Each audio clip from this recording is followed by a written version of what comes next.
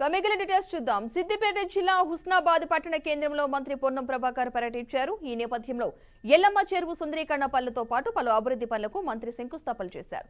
అంతకుముందు యాదవుల ర్యాలీలో పాల్గొని డోలు వాయించి అందరినీ ఉత్సాహపరిచారు. సమర్థవంతంగా ప్రభుత్వాన్ని నడపడంలో కాంగ్రెస్ కు అనుభవం ఉందని ఆయన తెలిపారు. భవిష్యత్తులో ఇతర ప్రాంతాల నుండి ప్రజలు ఎల్లమ్మ చెరువుకు వచ్చేలా అభివృద్ధి చేస్తామని పేర్కొన్నారు. ప్లాన్ ఆఫ్ యాక్షన్ కింద ప్రభుత్వ స్థలాలను గుర్తించి ట్రాఫిక్, పార్కింగ్ తదితర వాటిని ఏర్పాటు చేస్తామన్నారు. ఎల్లమ్మ చెరువు అభివృద్ధి తర్వాత రద్దీ పెరగకుండా, పార్కింగ్ సమస్య రాకుండా ముందస్తు చర్యలు చేపడతామని వెల్లడించారు. రాష్ట్రంలో ఆర్థిక పరిస్థితి ఇబ్బందిగా ఉన్న రైతు భరోసా కింద గతంలో ఉన్న 10,000కు ఇప్పుడు 12,000కు పెంచుతూ కేబినెట్ నిర్ణయం తీసుకుందని హర్షం వ్యక్తం చేశారు.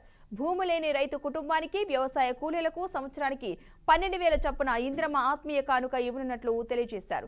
జనవరి 26 నుండి నూతన రేషన్ కార్డుల పంపిణీ ప్రారంభం కాబోతుందని తెలియజేశారు. రాష్ట్రాన్ని అన్ని రంగాల్లో ముందు ఉంచాలన్నదే కాంగ్రెస్ ప్రభుత్వం లక్ష్యమని మంత్రి తెలిపారు.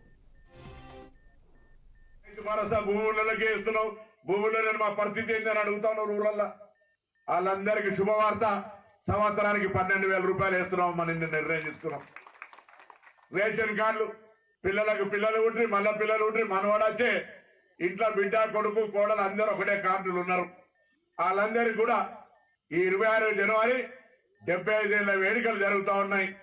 తెలంగాణ ప్రభుత్వం 15వ తారీఖు నుంచి రేషన్ కార్డులకు సంబంధించి అప్లికేషన్లు మీ సేవ గీసేవ పైసలు ఛార్జ్ అవసరం లే, మండలాంశాలు పెడితే దానికి సంబంధించి ఒక సివిల్ సప్లై శాఖ ప్రకటన చేస్తుంది.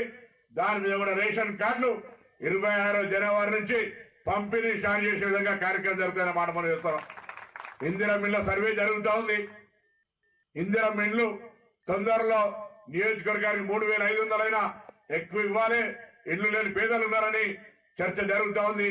తప్పకుండా అందరికీ ఇందిరమ్మ ఇండ్ల పేరు మీద మీరే జాగున్నోళ్ళు లేనోళ్ళు అందరు ఇల్లు కట్టుకునే విధంగా ఎంపిక పారదర్శకంగా మీ ముందర కూర్చొని ఇక్కడ ఎవరికి నెంబర్ 1, 2, 3 వస్తే ఎవరికి ఇవ్వాలి అనే చర్చ జరిగి ఎవరి ప్రమేయం లేకుండా అధికారులు, పార్టీల కార్యకర్తల ప్రమేయం అంటే మంచి జరగడానికి ప్రమేయం తప్ప నా భైరవితో నేను మంత్రిని, నేను చెప్పిన వాళ్ళకి 10 ఇవ్వాలనేటువంటిది లేకుండా ఇందిరమ్మ ఇండ్ల ప్రక్రియ